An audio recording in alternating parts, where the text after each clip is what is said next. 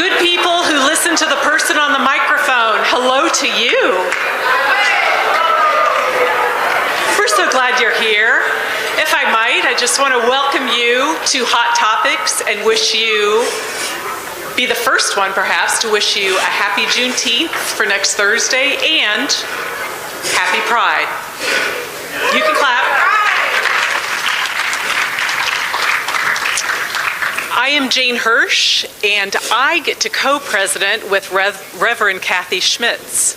Shout out to Kathy whenever you see this, Kathy Schmitz.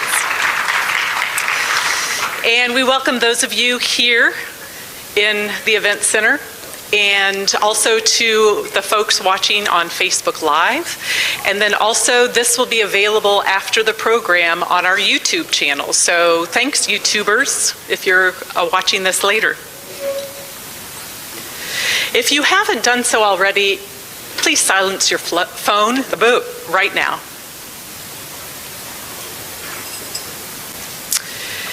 And right now, if you are an elected official or officially, officially filed candidate, please come on over and introduce yourself.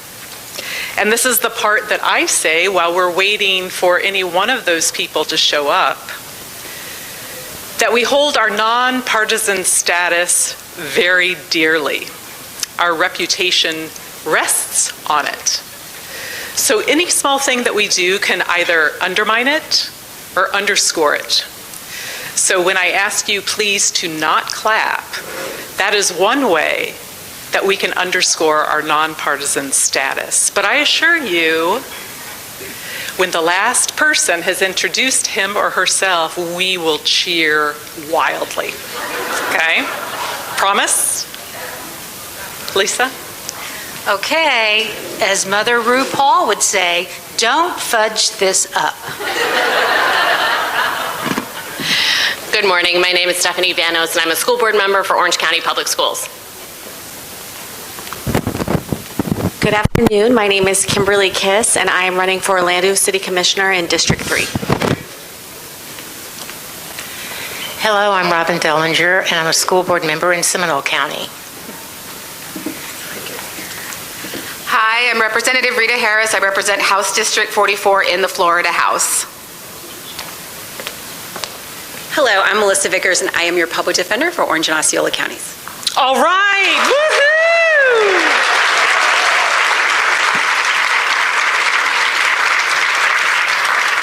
Happy to have you all, and so many of them, if you'll notice, actually have a name tag like me, which means they are league members. So thanks very much for being a part of us and also serving all of us. Right now, I'd like to express our gratefulness to our sponsors. Our bronze sponsor is Cynthia McKinnon. Our silver sponsors are Lynn and David Barrelsman. Our voting voices are Michelle Levy, Laurie and Richard Wack, and Charlie Williams. And we're grateful also to our visionary sponsors, Phil and Jennifer Anderson. If you are a sponsor, would you please stand up so that we can thank you?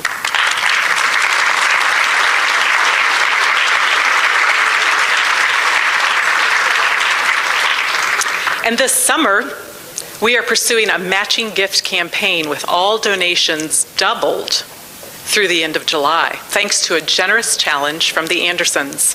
So if you're game for giving, get set to contact Lee Rainbow Kemp and get your donation matched. Game, set, match. So thanks to you all. I do want to express, before we get started, Heather Wilkie, who is the executive director of Zebra Ruth, was to be our moderator, and she has experienced a personal loss in their family. So we want to extend our sympathy to her and her family.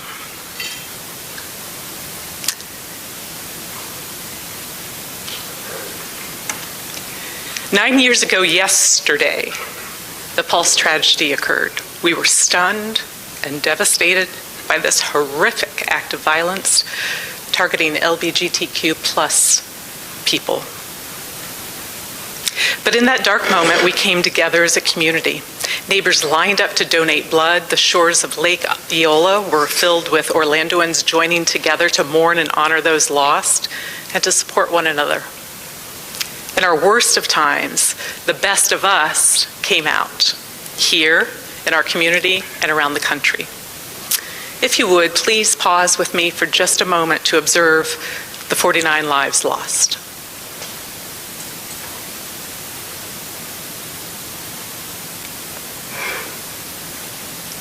Thanks. 9 years later, the landscape has changed and the LGBTQ community is under another type of assault, as rights hard fought for are in question, and trans people are cast as other and under threat.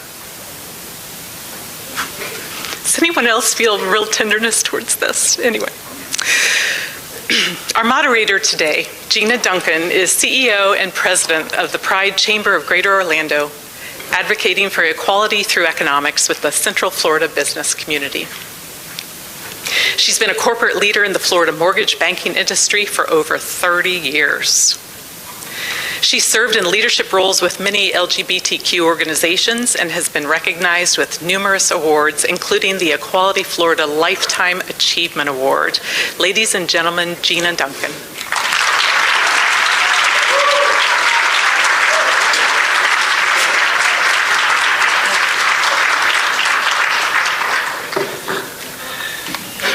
Thank you so much. It's a pleasure to be with you this morning, and it's so great to see so many familiar faces. Many folks in this room, we have shared spaces where we have shed tears.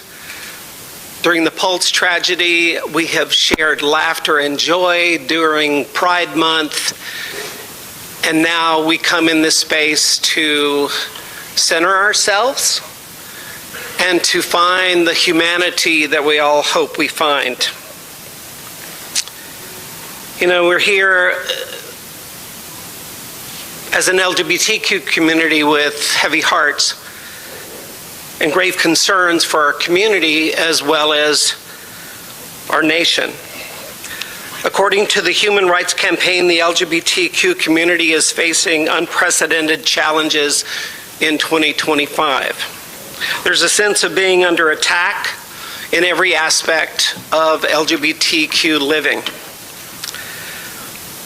So with our panel today, we want to discuss this. But let's first set the stage. How did we get here? It started with an extreme conservative policy plan, Project 2025. Produced by the Heritage Foundation in April of 2023, designed to reshape the federal government and giving more power to the executive.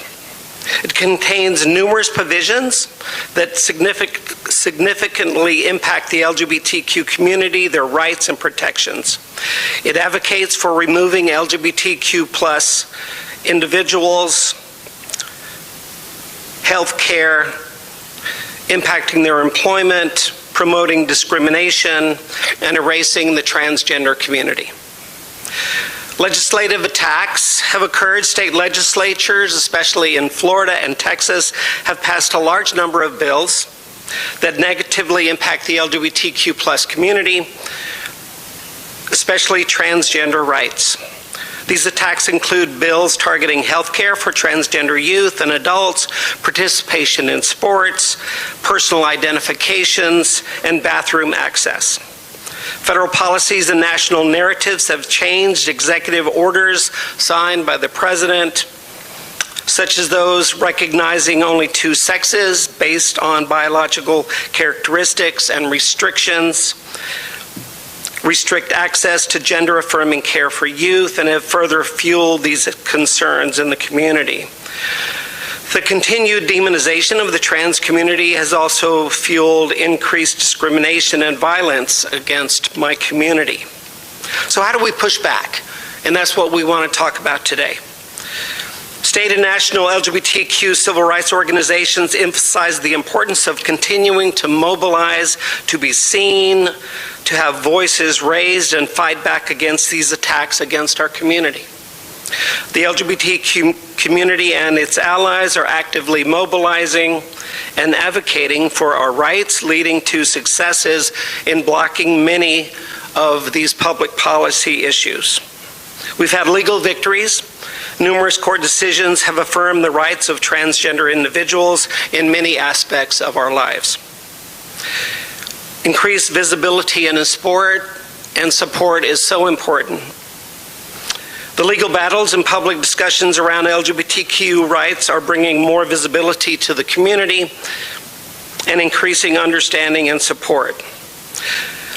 But while there are significant challenges and threats to the LGBTQ community, our rights in 2025, particularly those stemming from conservative policy agendas and legislative efforts, the LGBTQ plus community and our allies are actively engaged in resisting these attacks and making the fight for equality a reality. And that's why we're so fortunate today to have some amazing advocates that are with us and are part of our panel. So let me introduce them. Nathan Bruemmer is founding attorney and principal of Bruemmer Law and Policy and serves on the board of directors of Equality Florida. He also is the former executive director of Also Youth in Sarasota, Florida, a community center focusing on outreach, education, and advocacy for LGBTQ plus youth.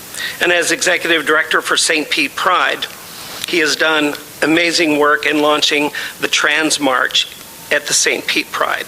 He also worked as director for LGBTQ Affairs for the Florida Department of Agriculture and Consumer Affairs. Please join me in welcoming Nathan Bruemmer to our panel.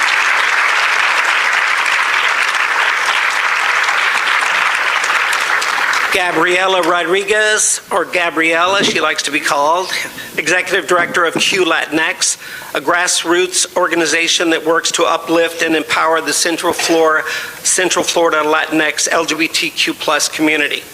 Her mission is the dismantling of stigma and discrimination within the community, raising awareness and empowering individuals. Gabriella's work is rooted in the pursuit of social justice and equity, striving for liberation despite the odds.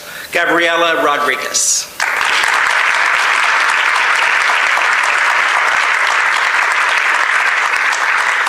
And thirdly, Dr. George Wallace is CEO of the LGBTQ Plus Center in Orlando. The center's mission is to promote and empower the LGBTQ community and its allies through advocacy, education, information, and support.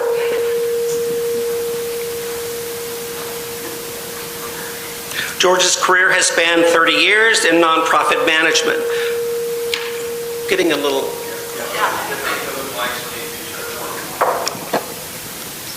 We'll have to go off and on. Sorry, George. George's career has spanned 30 years in nonprofit management. Prior to joining the center, he was the executive director at Orlando's Friends Festival that just happened.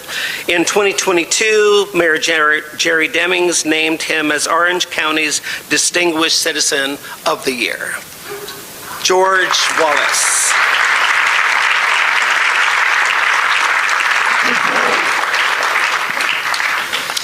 Thank you for being here, panelists, and thank you for bringing all of your experience and your advocacy and your work to this forum today.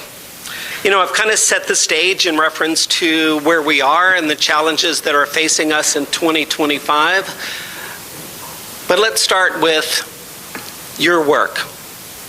On a daily basis, on a monthly basis, how does your work intersect with the topics we've touched on so far? And let's start with George down there. Thank you. And from that introduction, we've both been in nonprofits for 30 years, Gina, so we're the old ones on the panel. So running an LGBTQ center in Florida is not easy. So we work with all demographics. We serve our entire community. Our youngest person that comes for services is 5, and our oldest is 93. And we're seeing an uptick in services and requests for services specifically for our trans community, and then also food insecurity. Food insecurity is something that impacts our entire community. So we created a food bank post-COVID in 2021, and another service that we offer that we're also seeing an increased ask for is mental health support. And I think also post-COVID, it was preached it's okay to not be okay, and I think that our community being under attack and vulnerable, people are seeking those services now more than ever. So it's been an interesting few years under the transition of the last administration to the current. Thank you, George.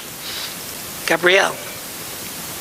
Yes, I think for us, many of the folks that we serve are undocumented, they're bilingual, they're first generation.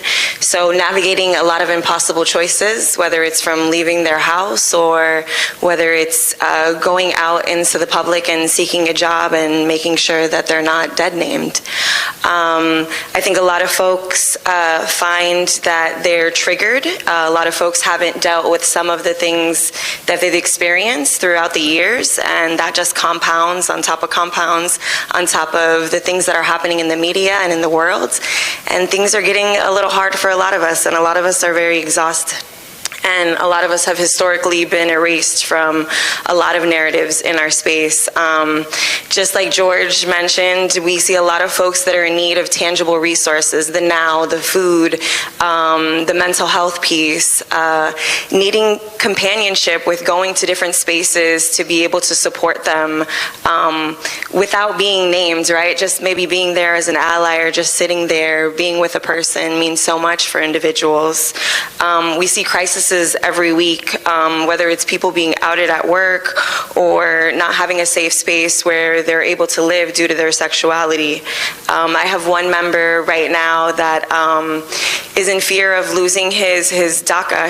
He's in fear of being able to go to school and being able to continue his education when he's been here since he was 5. So it's a lot of things that are going on right now, and I think it takes a lot of us to stand up and sit together and really listen, and I think this is an amazing example of. Thank you so much for that. Mr. Bruemmer. Gina and I are old friends. The mister threw me. My dad is not here. Dear friend Nathan. Oh, nah, okay. Honey. Less formal. We're just here amongst friends today.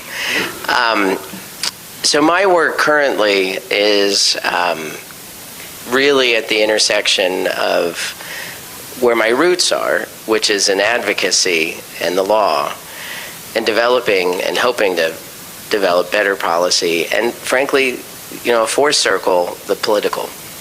That fourth circle I didn't ever consider that as a part of the work I was doing. I'll speckle in a little bit more of my background.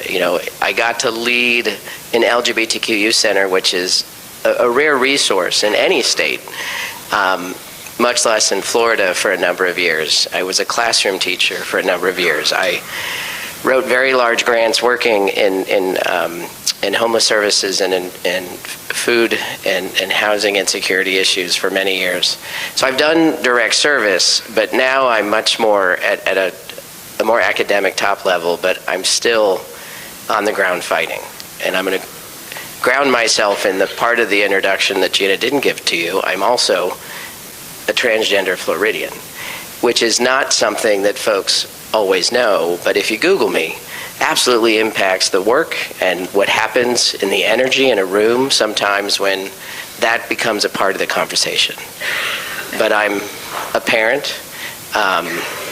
I was discharged under Don't Ask, Don't Tell. I'm a human. I'm a lot of things, but the work that we talk about and that I know all my colleagues do, we do from the personal. There's no way else to do that, especially in the state of Florida today. So the kinds of calls I get now, they're all urgent.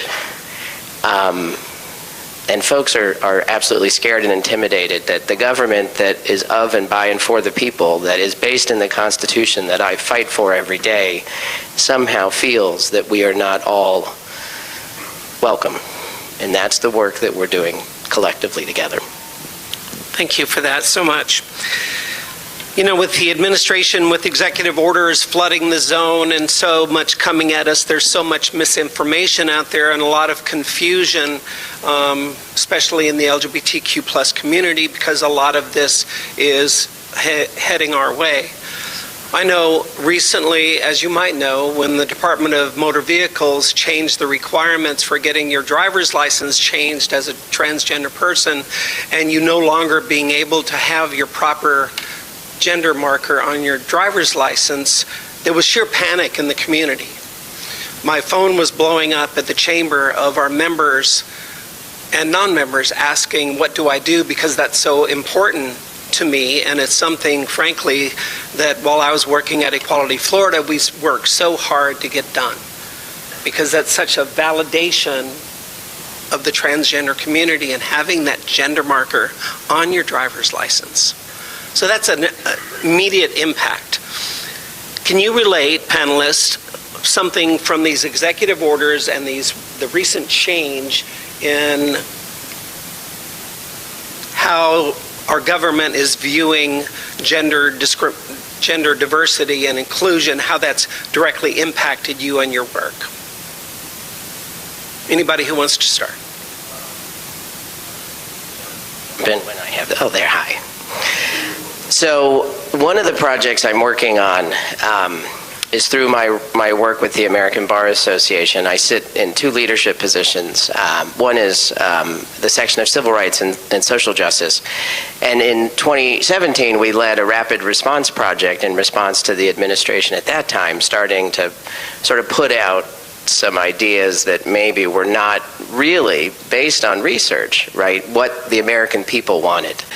And if you look at the numbers, that is still the case. When we look at rights for trans folks, most Americans want us to have our equal human rights, right? As members of the world, but certainly under the U.S. Constitution.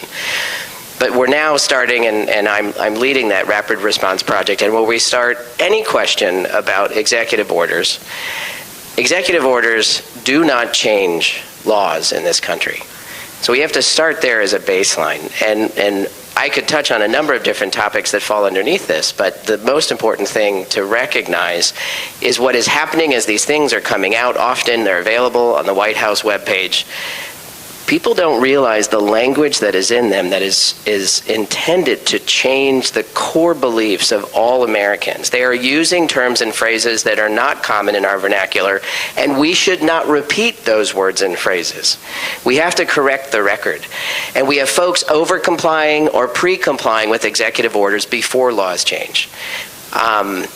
One of the examples, though, of things coming that I want to highlight that I know if Heather was here, she would mention, is the intentional defunding of what's intended for our 988 crisis line. That is on the chopping block. And those statistics are significant. They've served more than 1.2 million folks since 2022. And I'm sure my other folks may mention that. That is in the news and the headlines just this week. Thank you. Gabrielle? Yeah, I think many in my community, the law has been really confusing by design. A lot of my folks are bilingual, they speak Spanish, so a lot of the information isn't being conveyed and isn't being conveyed properly. So you have a lot of misinformation, the aunties, the grandmas that are saying things that may not necessarily be true. I think that you have a lot of folks that are trying to figure things out but are in fear of reaching out and asking questions. So what we've started doing is we have a warm hand approach. We vet the organizations that we work with because we also think it's very important that folks have a safe place and they also have a name to go with whoever it is that they're going to meet, as opposed to handing someone a piece of paper. Like I mentioned before, we go with folks to spaces. I think that's been pretty helpful. Sometimes it always doesn't turn out the way that we want it because the outcomes are unpredictable, but it has been just another grain that we can add to the support and the conversation. Awesome. Thank you for that. George? Yeah, you actually said, flooding the zone, and that's exactly what's happening is all of these executive orders, and they aren't laws. It is meant for smoke and mirrors and confusion. One of the biggest challenges I have is the fact that people are trying to erase me and my community and our identity. Something as simple as government buildings not being able to fly rainbow flags. To me, it may seem insignificant, and at the end of the day, it really is, but the fact that people are trying to erase us, taking away resources like 988, when queer youth are exponentially more apt to commit suicide than their straight counterparts. It is saddening and frightening that people are trying to just push us aside and, again, erase us. And if we're not here to fight, then things could be significantly different for our community in 6 months, in a year, in 4 years.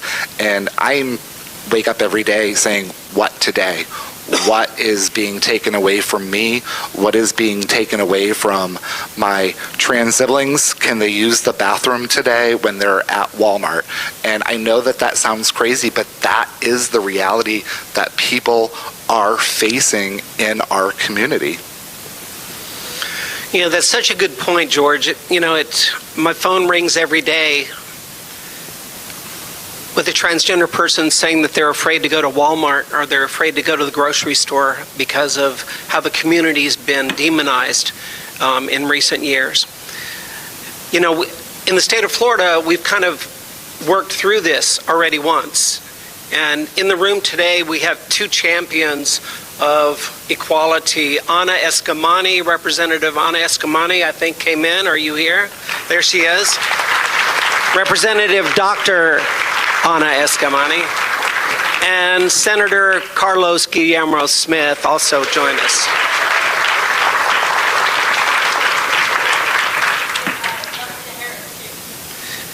And yes. Thank you so much for being here, Representative Harris. It's good to see you. Where was I? No, where I was going was, it's important that in the state of Florida that we fought many of these battles over the years. Don't say gay, bathroom issues, things like that. And these amazing representatives and elected officials who are in the room have done such great work in holding the line and protecting LGBTQ plus rights, from Don't Say Gay to, kids in the classroom being able to use their affirmed name and things like that. And what's been really disappointing is we've seen that all of that progress that we've made over the last decade has been unwound in 100 plus days. But we have amazing advocates like this in the room, elected officials in the room that are still fighting in Tallahassee. But we're seeing that bleed into our everyday lives. So going back to that and talking perhaps more about mental health, what have you seen in reference to how this is impacting the mental health of youth that encounters your organization or you personally, and or members of your organizations, et cetera? George? Yeah, unfortunately, Heather can't be here today with us, but she does run an organization, and I will not speak for them, an amazing organization, Zebra Youth. And that's what predominantly they do. And I know that they have lost funding. The center has lost funding, QLatinx. I could go down the line. Any nonprofit in this room has probably lost funding, queer-led or not, whatever you're serving, whatever community you're serving. So one of the things that I have to say is support those organizations that are losing funding, specifically around mental health, because so many organizations are doing it for free. Everything we do at the center is done at no charge. So we rely on donations and also educating the community and talking about mental health and sharing resources. The Heart of Florida United Way has some great resources. 211 and 988 are both actually run here locally by the Heart of Florida United Way. And to think that maybe in a year someone could call 988 and no one will pick up that phone is just frightening. Especially for youth, because they're already underserved, and you remember what it was like to be 15, 16 and questioning like yourself and reality and sexuality, and you add that last component in, it can be really, really tough on people. So just support those organizations that are supporting our community. I think for us, a lot of folks have, again, that layered trauma, whether it's the grief over the loss of rights, anxiety over family separation, the generational toll of colonization and colorism in our spaces. That adds up, and that doesn't go away necessarily. And like I said earlier, if you don't deal with it, then it just continues to compound throughout the rest of your life. We create safe spaces, and we've learned that throughout our 9 years since the Pulse tragedy, in creating safe spaces, people will come, and then within that space, you harness trust and love, and then within that, then you bring targeted conversations. We have conversations geared towards from the hurricane with hurricane stress and anxiety, all the way down to helping folks be able to do their laundry and being in that space in such a vulnerable area. So we talk about it throughout everything. We use art. We use a variety of different tactics, and we've realized that with creating safe space, that's the best way that we've been able to do it. Awesome. Thank you. Nathan? Yeah, I really appreciate Gabriella's focus on trust. The organizations or the leaders within community that are the connectors that have built trust, and frankly, even within government programs, federal dollars coming down throughout our continuums of care, those relationships are important. And none of those relationships are ending just because funding might be cut. So we have to find alternate sources. The issue is, where do we go for those resources? So if we play through what happens if we lose 988, because there was specific focus and training for those folks answering the phone to work with LGBTQ folks.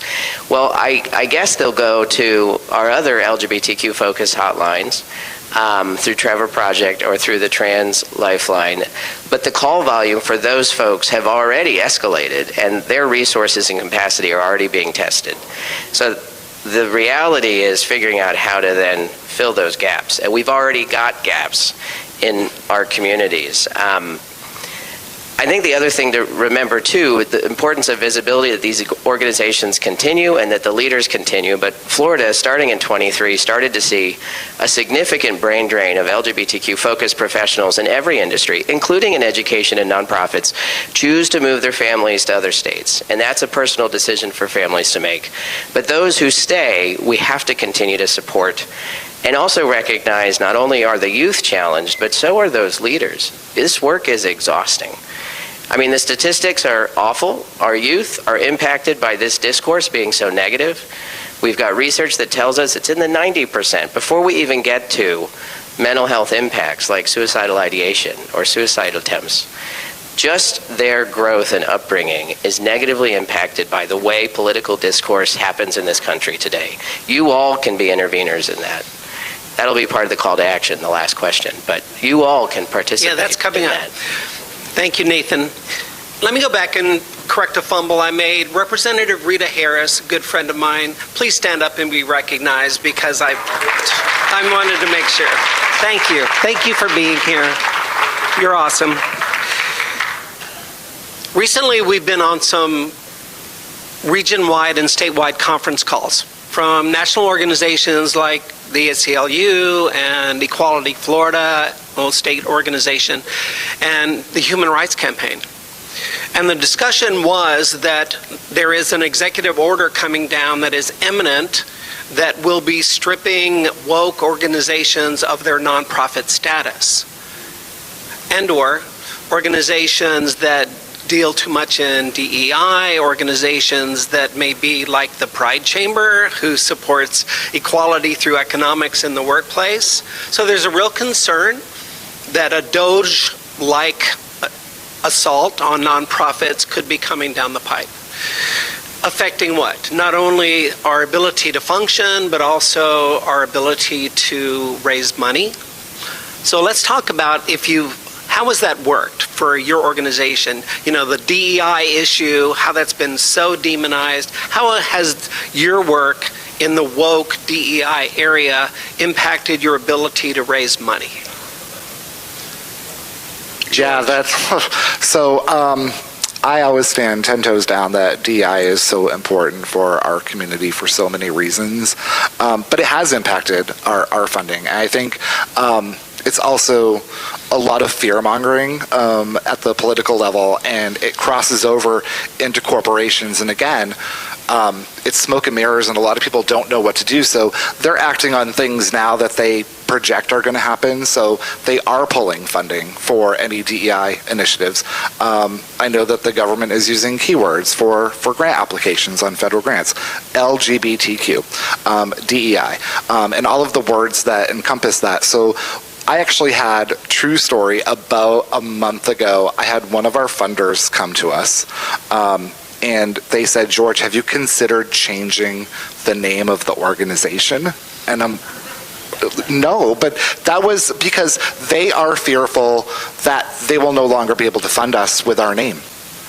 And that is an actuality. And I'm just like, no, I'm not changing our name. Our legal name is LGBT Plus Center Orlando, Inc.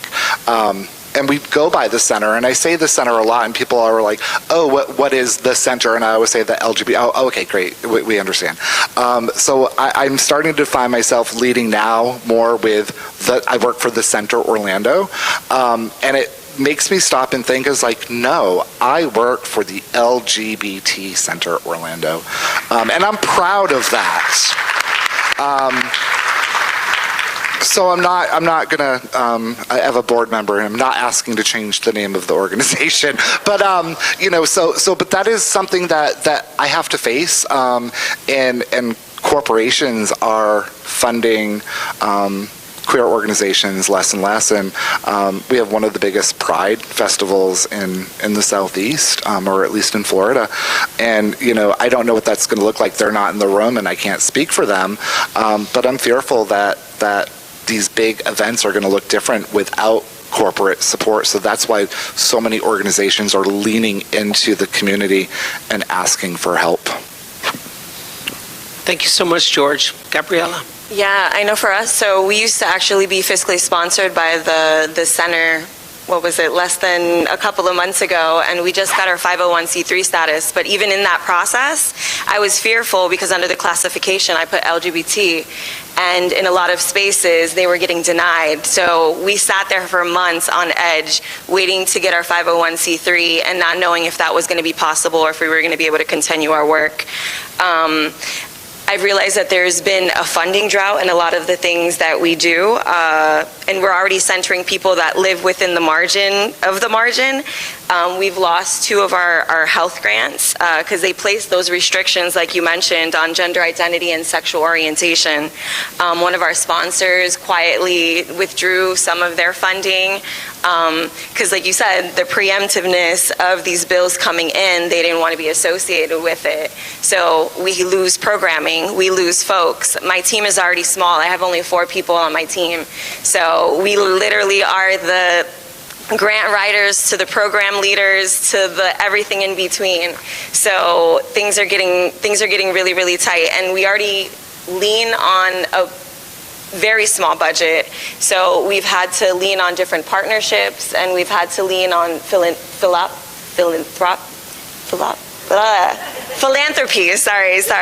philanthropy to show what it is that we're trying to do and why we need it in these spaces. Excellent, thank you. Nathan, something to add? So I'm not doing direct service now. Now I'm often in the space, often from a compliance standpoint. I'll hear from leaders or business organizations or nonprofit organizations like, hey, how do we avoid this? Right, as an attorney and as sort of somebody at the intersection. I will say one of the first things I say is we talk about DEI with intention. I talk about diversity, equity, and inclusion. I don't want to shorthand. Our acronyms are important, and if you're going to deny funding or tell me or argue with me why any of those things are bad things, I want you to really be sure. I'm not giving you a shortcut to that, because we're going to talk about diversity, equity, and inclusion. So let's talk about direct funding cuts and indirect. Right, we have proposed budget reductions for LGBTQ-specific programming that is above $2.5 billion that's on the chopping block. Having been in a role with the state and done outreach to FDACS, which is our state's consumer protection agency, I was proud to be in that role and tell people, we are your resource. We sponsored prides across the state of Florida under Commissioner Nikki Fried and got to an audience that we never got to, hundreds of thousands of Floridians. We're seeing impacts on research. That is going to have significant exponential impacts down the road, whether we're talking about NIH funding, specific HIV funding. I mean, we have research all over the place where we were finally getting LGBTQ humans intersectionally researched. That's being tossed, and other program reductions, including the ability to have my due process rights to file a complaint with offices of civil rights across all the federal agencies. But those offices still exist where we have human rights ordinances. If you're discriminated against here, or where I'm from in St. Pete, we still have protections, and we need to not forget that. But to your sponsorship issue, we are seeing sponsorships for prides down nationally about 40%. Tomorrow, I'm going to a Tampa Bay Business Journal luncheon. We're not giving awards away this year for the first time ever for Business of Pride because the awardees that were nominated didn't want to be public.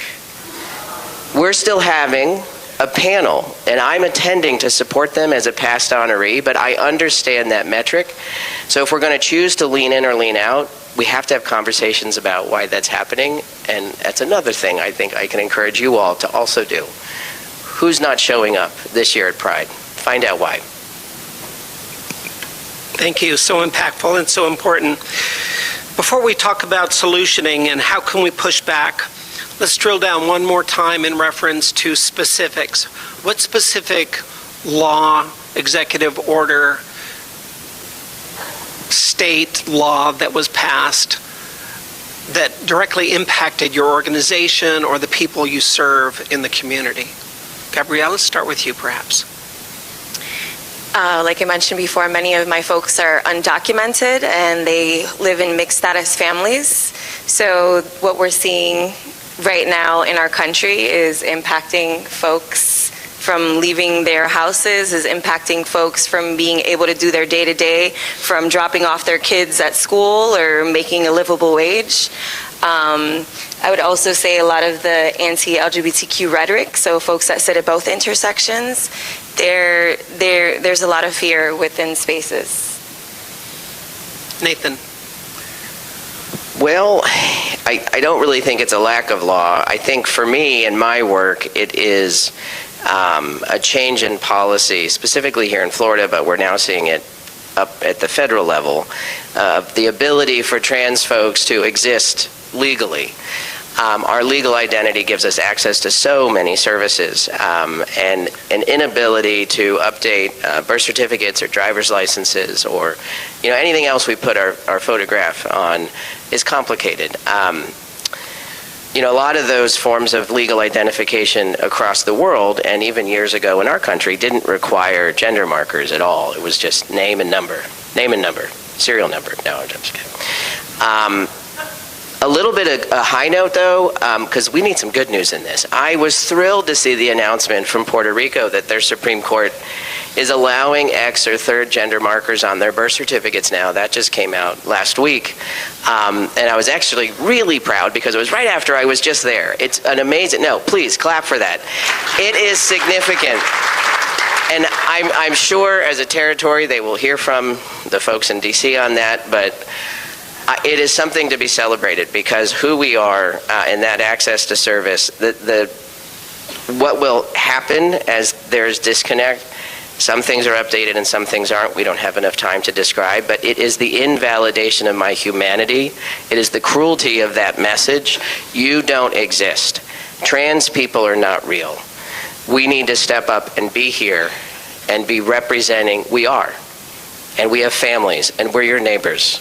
And we're your leaders in communities, and we're making a difference. And we need you to be with us in that as well. Yeah, it's already so difficult, and people have such trepidation in traveling already, and this just adds to it. If you don't feel like you have the proper personal IDs and proper gender markers that may trigger questions and things like that, it makes you want to travel even that much less. Have an amazing friend whose mom is dying in France, and he's trans. And he's afraid to travel because he needs to update his passport. And he heard from friends when they sent in their documentation to get their passport updated, it was being marked through, and their assigned sex at birth was being put on their passport instead. And even defacing the documentation they sent in to support that. So we're finding that, your driver's license, your passport, things like that just don't inhibit your ability to live your everyday life and drive down the street. Fearful the law enforcement officer might check your ID and see that what's this gender marker? Are you really who you say you are? Or going through TSA and being stopped because your documentation isn't accurate. And it's already a stressor just to travel as it is right now. George, what would you add to that?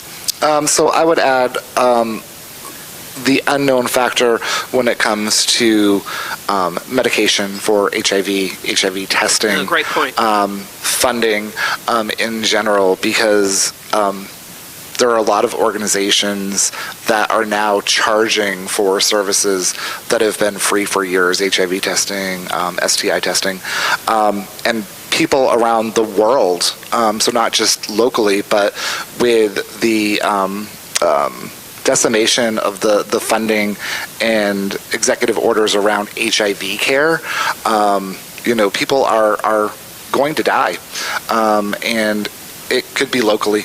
And I know that people around the world are, because we live in a society where we are the best in the world with medication, and so many things are preventable. But again, HIV is not something that only affects the gay community. It is something that impacts people around the world, white, black, gay, straight. It does not matter. It does not discriminate. But our government is discriminating because it does disproportionately affect gay men. So they're taking away those things that can help, but it's going to hurt so many more people. So that's what I would add to that. Thank you so much.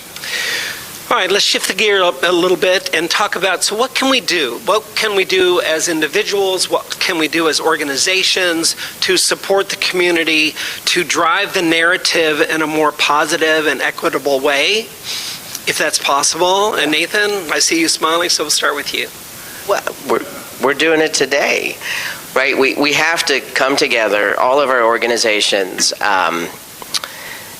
and frankly, in nonpartisan ways, right? My humanity is far more political than ever before, but it's not political. So you're saying your humanity isn't red or blue? No. Well, my favorite color is green, but that's because I'm Irish. Mine's pink. I like but pink. I'll take them all. I mean, we have to have difficult conversations, but we have to be prepared for those. And I understand sometimes, to go from ally to champion, or as my wonderful, highly respected human, Rep Escamani says, we have to be accomplices. To graduate to that level takes time and education. So bring yourself into the conversations. Get to know folks. We still statistically, Americans don't know somebody trans. They might know somebody famous. I mean, and Gina, your schedule's pretty full, but I know you love a good coffee or a lunch date. I mean, it's get to know us. We are not just the work, right? So the idea that I was a caretaker to my family member, that I'm a parent, I've got the same struggles in life that we all, I'm in St. Pete, I'm still dealing with hurricane recovery. So, like, I need my government to work for me to solve the real problems. But here I am walking into a room, and as happened to me on Saturday, I got accosted on a sidewalk by somebody trying to bait and switch me, who's a right-wing social media influencer that wanted to get me on camera saying something terrible about supporting LGBTQ families. I don't want to walk into a pride celebration and feel scared. I don't want to have to look over my shoulder as I was walking back to my car thinking if they're going to follow me, because it's happened, right? And I don't want to be scared when I go through TSA, because that's also happened. And these are the realities that if we get used to these and we don't interrupt and disrupt and discuss wait a minute, this is not normal. As I said before, don't use the language that they're trying to force us in. Talk about us from first person. Who are we? And keep fighting. This state and this country is worth fighting for. This is my home. This is our home. And I'm not giving up on this democracy.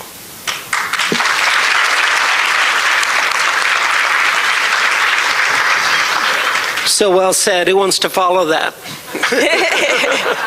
Go, Gabriella. I'll go. I think exactly like Nathan said, talk about us when we're not in the room. I think we need to center the most impacted, and it's not just speaking about us, it's speaking with us. And like I mentioned earlier, this is a beautiful example of it. Pride Month is all of June, but we're queer and gay and LGBTQ every other part of the year. Invite us back. Have a larger conversation with us. I think it really requires us to sustain a commitment to listening, learning, and leveraging your power to ensure that we're getting our message across to protect us, and true radical solidarity. Yeah, I echo that, and I want to say allyship. People always say, George, how can I be a better ally? And thank you for asking that. That's always the first thing I say. But see something, say something. We live in a world where social media is rampant, and hate on social media is rampant. I always get told not to read the comments, and I am guilty of reading the comments. I know. For my own sanity and mental health, I say, get up and get my morning coffee. And I was like, I'm not going to read the comments today, but I do. And they're real, and sometimes it's scary. So one of the last things I want to touch on is, again, see something, say something, is security around our community, because sometimes we don't feel safe. And I have to say, in 2024, last year, I didn't think I would actually have to close our building because we had literal Nazi protesters on the street and had to call Orlando Police Department because we were doing a drag queen story hour. And, you know, I read the comments, but I have been called some terrible things, words that I won't repeat. So again, when we're not in the room, say something. And when you see someone on social media, block them or report those comments, because for those that do read the comments, I don't want to have to read the comments. So that's what being an ally to me means. Thank you so much. You know, you probably notice a common thread in these last responses is it's really all about education and awareness, from being a good ally to supporting the community, from talking about us when we're not in the room. And we find so much rhetoric that we see in the news, we see in our classrooms at school, we see in organizations, are based on misinformation about the LGBTQ community, misinformation about sexual orientation and gender identity, about the LGBTQ community and how we interface with young people, you know, the drag community. Are we really groomers and pedophiles, like we've been called in so many school council boardroom meetings and things like that. So education is so important, and awareness is so important. So part of our challenge as organization and as community leaders is we are constantly educating. One of the things we've done at the Pride Chamber is we've developed what we call our Speakers Bureau. It's like checking out a human being.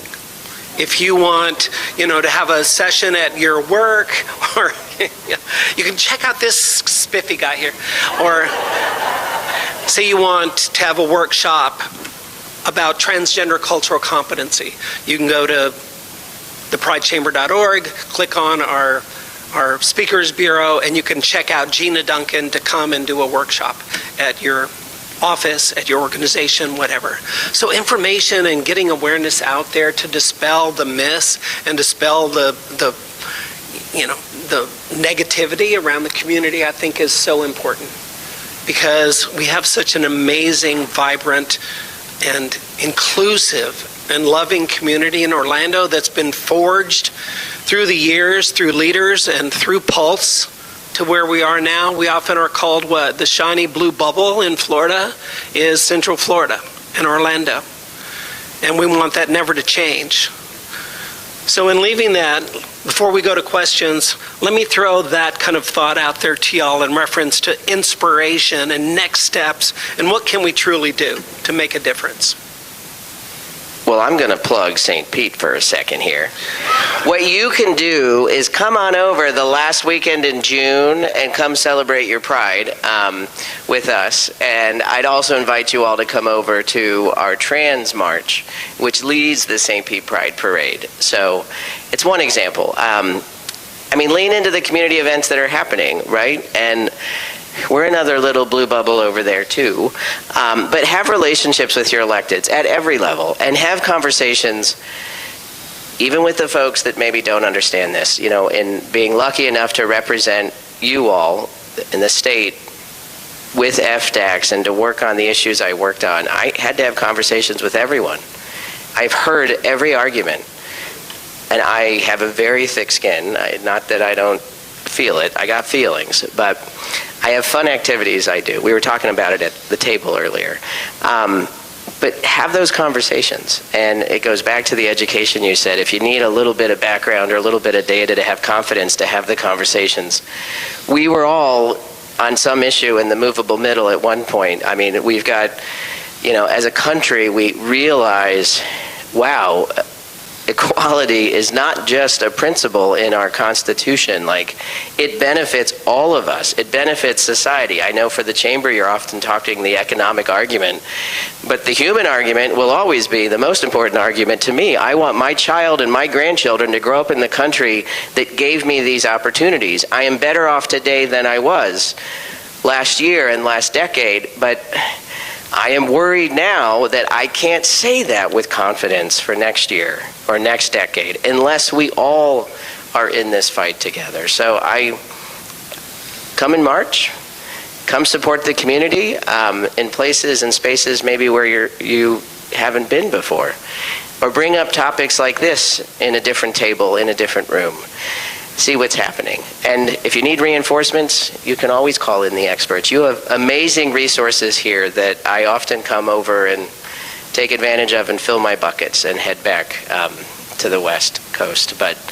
So just go to stpetepride.org. You can sign up. The march is free. The first 1,000 marchers get a free t-shirt. It was designed by a local trans community member. Those will not be, you won't know what they are though until June 18th when we have Transtastic. You can come over for that too. That's a party. Just kidding. I love Orlando. Thanks, Gina. Thank you. Are you done now? Gabriella. Yeah, I would definitely say check us out. We're always doing things in community. We do a lot of pop-ups throughout the month. We do from 10 to 15 different activities throughout Central Florida, Orange, Osceola, and Seminole.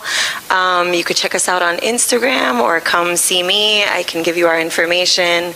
And yeah, be able to have a conversation with us. I invite, again, the education, the advocacy, and just space where folks just like you just trying to thrive and live. Thank you so much. George. Is there a late fee if we don't return you in a timely manner, Gina, when we check you out? Speaking of checking out, you can go to thecenterorlando.org and see the plethora of services. We have youth programming to senior programming, health services, and everything in between. And I just want to end on one last note, going back to allyship and talking about mental health for kids. If they don't know that you are supportive, they might not ask for support.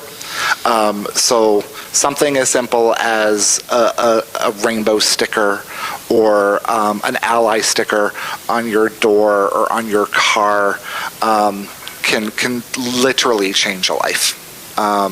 There may be somebody that is seeking you out and they love you and they just need to know that you love them. So that's allyship. Awesome. Thank you so much. And thank you, panelists, for great information. But at this time, we have a bit of time to open it up for questions.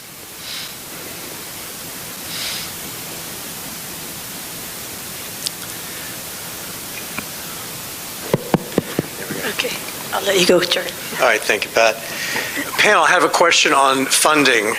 Looking at our Central Florida community and an audience of influencers here, what foundations have stepped up to help you fill the gap, funding gap for services? Has it been the Community Foundation? Has it been Dr. Phillips? Has it been either of our two major healthcare platform providers, their foundations? Has it been Edith Bush?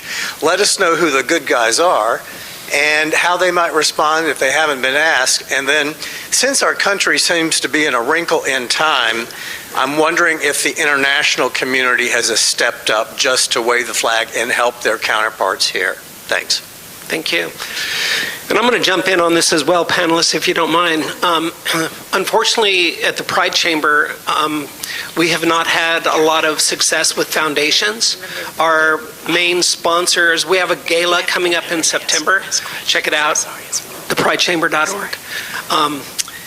Celebration of Resistance with a Les Mis theme. You don't want to miss it. It's going to be amazing. Our funding comes from our progressive, inclusive sponsors. Orlando Health, Lockheed Martin, Orlando City Soccer, the Orlando Magic, NASCAR. Those organizations that make up our Corporate Equality Council are our major funders. So we see companies are still holding the line. In January, we held a DEI summit, and we had an amazing turnout. We had an amazing discussion with these same large organizations who were going to hold the line in maintaining a robust DEI program. So we'll see how, things performative or not seem to always manifest when we come out with Pride in October and truly see what companies are stepping up and staying, in the forefront in reference to supporting our organizations. Nathan? Or, anything to add? Speaking on a foundation level, I have to say that sometimes organizations, to echo Gina, foundation funding sometimes can be really hard.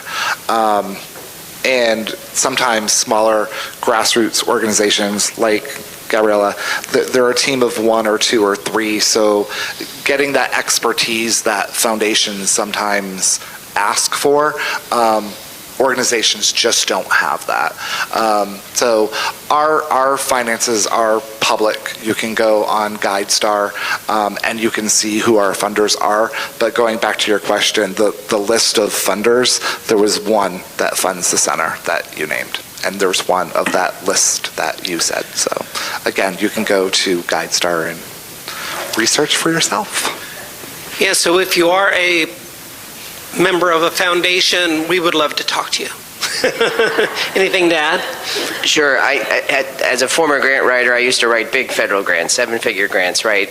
The list of terms that cannot be used is much longer than it was starting in the prior administration in 2017. So it isn't just the obvious ones, but it's impacting lots of programs, which means, then trickling down into Florida for state grants and local grants, and it is complicated. I did get funding through the different roles that I was in, but sometimes, foundations and certain funders want what's new and shiny, not what's politically challenging. So I don't expect that trend to go any different. And sponsorships for prides and sponsorship for organizations are all in a different place. So you consider what you do for your philanthropy, giving up a dinner or a coffee.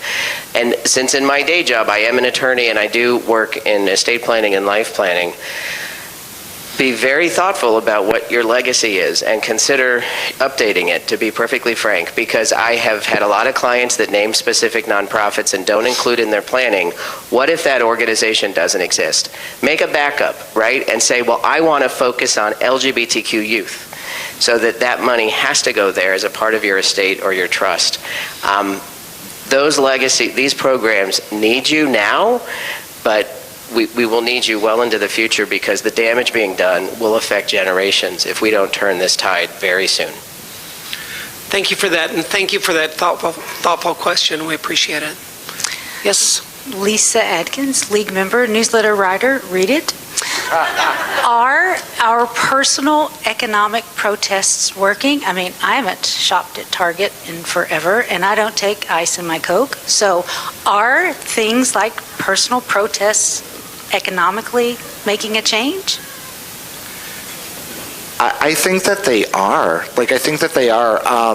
And also, speaking of Target,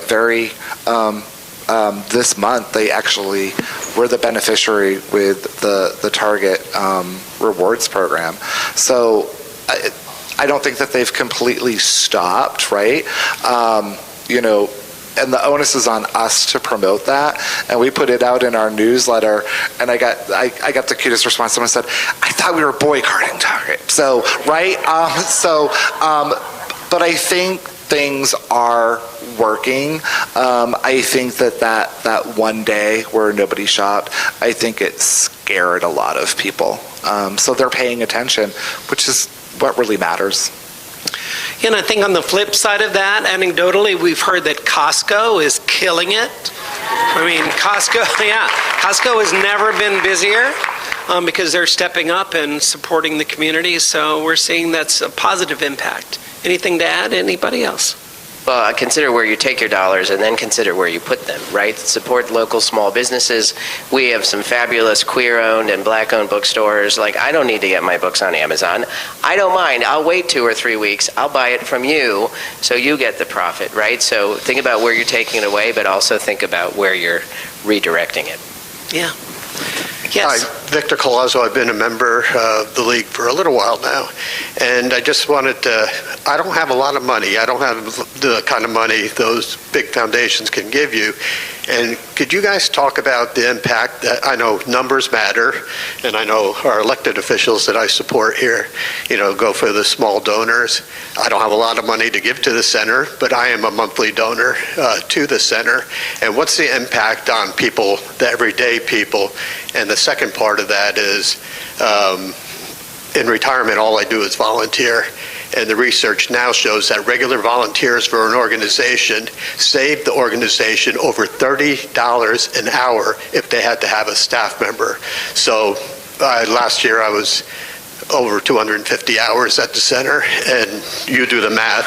That's kind of money I don't have to give, but I could give to them. So can you talk about the impact maybe of both of those? Yeah, so volunteering is great because there is a huge impact when you volunteer, because that is someone that an organization does not have to pay to answer the phone and help with events, and we appreciate it. We appreciate you, Victor.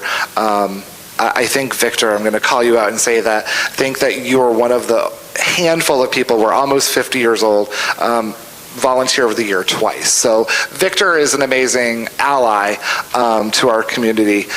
But the monthly donations, you hear a lot of public radio, it's sustaining donations, and that really is true because our software is sophisticated enough to say, we have 52 recurring donors and next month you're gonna get $4,000. I know I have $4,000 coming in next month, right? So if you have the capacity or capability to set up recurring donations to the nonprofit of your choice, that is a really impactful way to give. We have people that give $5 a month, and we have people that give $500 a month. And we appreciate everything because our organization started off as grassroots, and I know that we're a little bit more than grassroots now, but I also have the philosophy that grassroots is such an amazing thing and boots on the ground, like Gabriella's organization, QLatinx. I've been able to witness post-Pulse, there was a study done, and they said, is there a gap in the community that serves the queer Central Floridians? And there was. And we opened a center in Kissimmee to meet that gap. QLatinx was born post-Pulse. And I will tell you that there are, Orlando, it's so unique, but we have about 40 LGBTQ serving organizations. And for a city of our size and an area of our size, it's pretty impressive. And so many of those are small grassroots organizations. So research those. There are websites out there, and if anyone wants to talk to me after, I can point you in the right direction. But I challenge you to research and learn about one of those 40 organizations, the center being one, QLatinx, the Pride Chamber. We're all part of a bigger coalition. So yeah, and thank you, Victor, for your donation every single month. Yeah. Anything to add? Yes, go ahead. My name's Scott Hodenstein, league member. Can't believe Pat let me hold on to the microphone. Sucker. All of y'all talked about members of the LGBT plus community, allies, sometimes being scared to speak up or to be fully committed to allyship. And a lot of that is you're scared of your professional or personal livelihood. Could be that you're afraid of going to jail, being sued, being a target of the government. Are there groups out there who can either give you training ahead of time, like here are your rights, here's how you can protect yourself when you speak up as against something that's wrong, or God forbid you end up getting sued or being in jail because you've done something that the government disagrees with, who could then defend you? Like, is there legal remedies, legal groups who can help us? Yeah, let me jump in there, and then Nathan and the other panelists. A great resource is Equality Florida. I was with Equality Florida for the last 10 years before joining the chamber last year, or rejoining the chamber last year. But Equality Florida is the largest LGBTQ civil rights organization in the state of Florida and does amazing advocacy work, training work, programming. Our Equality Florida's Safe and Healthy Schools program has helped so many LGBTQ young people all across the state. So a great resource online, equalityflorida.org. I would certainly recommend them, and then I'll turn it over to the panelists for other input. So depending on the topic, Scott, yes, there may be talking points available, messaging points. And Equality Florida is absolutely a great resource for that, especially when we're in legislative session. What are the impacts of what this thing happens to be? I'm a part of the American Bar Association, certainly the Florida Bar and several local bars and affinity bars as well. And you all in Central Florida have an LGBTQ bar association, as does South Florida. Ours isn't around right now, but it depends on who the person is and what the role might be. And so you might need an expert, to be frank, because the nuances are complicated, and a lot of the national organizations that do impact litigation, they're putting out stuff as quickly as they can, but if you're going to do the work because it is changing so quickly. We've got 4 Supreme Court decisions we're still waiting on, significant decisions that will impact the LGBTQ plus community disproportionately that haven't been released yet, Scrimeti being one. For healthcare for trans folks, I would say as a default, if you know who you're talking to, find your commonalities and speak from humanity first. When we start getting lost in the technical things, when people try and make it about this very narrow point, but as soon as they're going there, right, they might not be listening to you, and maybe you pivot on how you're talking about it. Because most of the time when we're working as allies, we're really working to fight back whatever that person's fear or misunderstanding might be about whatever this is. Do you know anybody who's trans? Well, no, I don't. And we have a lot of misinformation and disinformation out there as well. So unfortunately, it's a Swiss cheese of rights in Florida for LGBTQ folks, and we're still working on a federal law. I mean, if we look at the history of women's rights and civil rights, we had great cases decided, but it wasn't until we got the Civil Rights Act, which is certainly under attack, Voters' Right Act. We haven't passed the Equal Pay Act yet. I mean, we have a lot of things we're still working on across all communities, and the same is true for us. So I'd lean back into the humanity on that. But if you're an attorney in the audience or you know an attorney, I would encourage you to reach out to your organizations, because we need more pro bono attorneys, or what I lovingly call sometimes low bono, because there are bad actors, true. There are bad actors out there feeling empowered by the rhetoric that are just deciding, and it may not rise to the legal level of discrimination. It might be a landlord-tenant issue, but you are not being a good landlord, and we need somebody to help you. So consider those resources too. And that economic argument on volunteerism, $30 an hour, I got to remember that. That's brilliant. And another resource here in town, just so that you have it, is CF Gala, which is the Central Florida Gay and Lesbian Law Association. And they have a plethora of attorneys, and their website, you can go on and see who is a member. And I've used them and utilized them, and I do a lot of referrals. But you can go on and say, I need a lawyer that is this specialty, and it'll tick it down, and the onus is on you to reach out. But there are resources out there. So thank you for that question. Yeah. Gabrielle, anything to add? Okay. I'm going to close with this thought and information in the fact that Orlando truly is a unique place, and the LGBTQ community is certainly unique here in Orlando. I've had the good fortune of traveling the state and traveling certainly a lot of the country doing advocacy work for Equality Florida, and learning that in Orlando, the organizations that support the LGBTQ community truly work together, truly have their own lane, and you won't see the infighting or the petty politics that you may see in other places.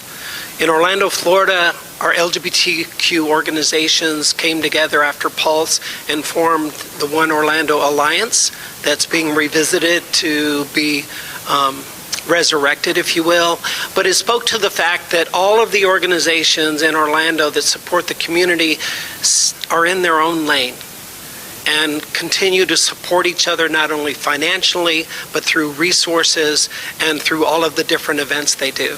When we have a gala, other organizations come and we go to theirs. When they have events, same thing. So it's a unique community. It's an effective community. And I just want to thank our panelists for your time and your wisdom and your leadership in Orlando. And I want to thank all of y'all for coming out and being engaged and being attentive and understanding that this is an important issue for our city and to continue making Orlando the city beautiful. So thank you very much.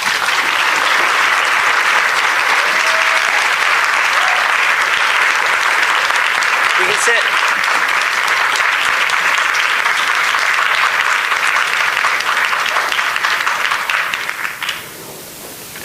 Please don't get up yet. There's still a few more announcements. I'm Kathy Sheeran. I'm second vice president of the League. And thank you to our moderator, Gina Duncan, and our wonderful panelists for offering such powerful insights and into the ongoing challenges faced by the LGBTQ+ community. As we remember those taken from us at Pulse, let us recognize that a moment of silence is not enough. Silence must be followed by action. We must challenge any discourse that seeks to create an other, whether that be immigrants, transgender people, or whichever group becomes the next target of fear and division. We cannot and we must not accept the suspension of the rule of law in the name of protection from the other. We must stand in defense of the rights of people, all people. In a speech at Southern Methodist University in 1966, Reverend Dr. Martin Luther King Jr. responded to those who argued that it was not the right time to push for desegregation. That time alone would heal division. He said, "The time is always right to do what is right." This quote reminds us that our values must be reflected in our actions and that the best time to make a difference is always now. Let us also reflect on the haunting words written in the aftermath of World War II. First, they came for the socialists, and I did not speak out because I was not a socialist. Then they came for the trade unionists, and I did not speak out because I was not a trade unionist. Then they came for the Jews, and I still did not speak out because I was not a Jew. Then they came for me, and there was no one left to speak to me, for me. History has a way of repeating itself unless we choose to break the cycle. So now before we close, we have a few calls to action and reminders about upcoming events.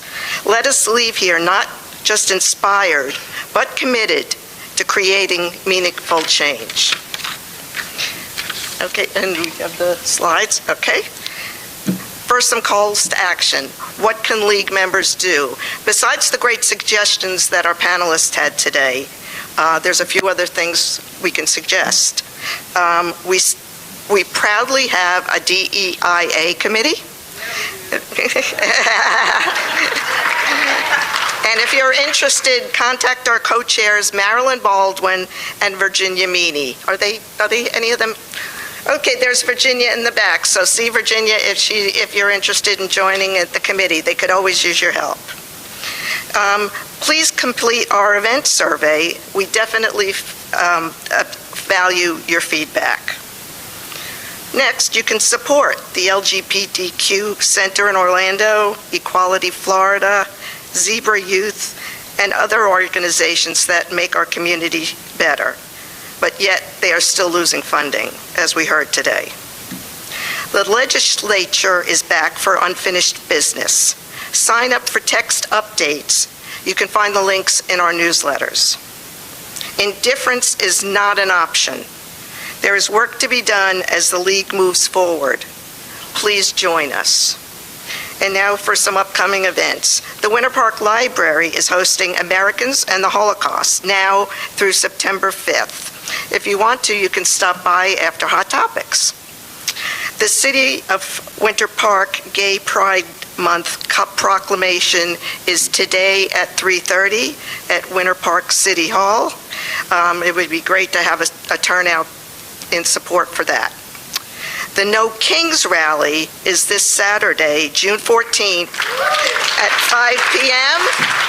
at Orlando City Hall. Please try to come. And the DEIA Social Justice Book Club is at June 18th at 7 p.m. via Zoom. This month's book selection is Being Mortal, Medicine and What Matters in the End by Atul Gawande. Our special primary elections for State Senate District 15 and State Representative District 40, the vote by mail deadline, if you'd like to vote by mail for this election, is tomorrow, June 12th. The registration deadline for the special election is August 4th. And finally, the grand opening of the Winter Park Martin Luther King Park which is right next door to our event center, is July 12th at 9 a.m. There'll be no hot topics in July, but please join us in August, on August 13th, where our topic will be Diverted Dollars, the Real Price of School Choice.